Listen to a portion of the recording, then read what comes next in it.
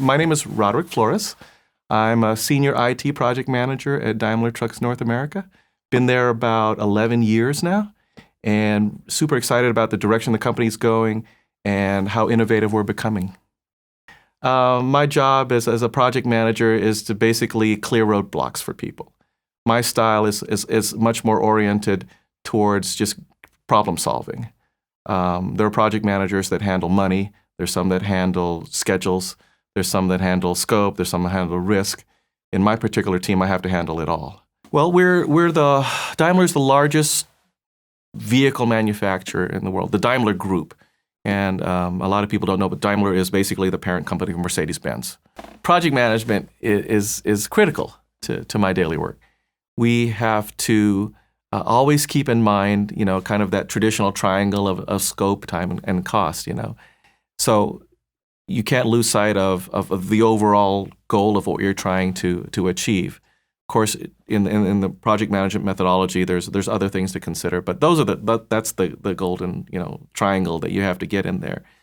As part of a global team, we have to be able to program these vehicles for the exact requirements of specific customers.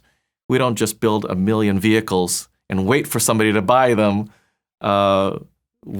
We get requirements from our customers. They're very specific, and we will engineer that vehicle for them. If IT were to sit and wait for an actual truck to show up so that we could write some software to be able to program the dozen computers on that vehicle, it's way too late. Early on in my career, we needed to create a basic platform to be able to program 3 or 4 of the computers that control the cabin of the vehicle.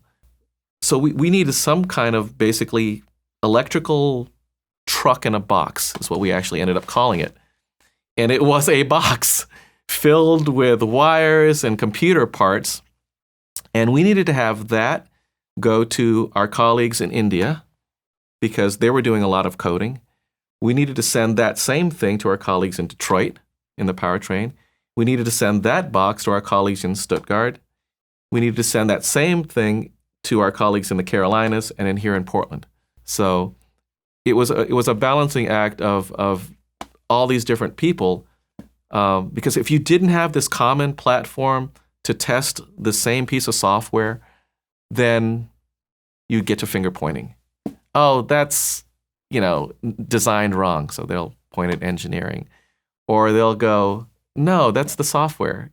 But if everybody's working on the same thing in this global way, then you can solve the problem much easier. Having a global company that can leverage knowledge in multiple countries, having almost a 24-hour work day is very useful for a company our size.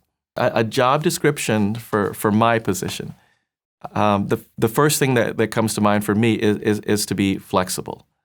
You can't say that's not my job. You have to be able to see the problem, address that problem. You want to have a basic understanding of the business.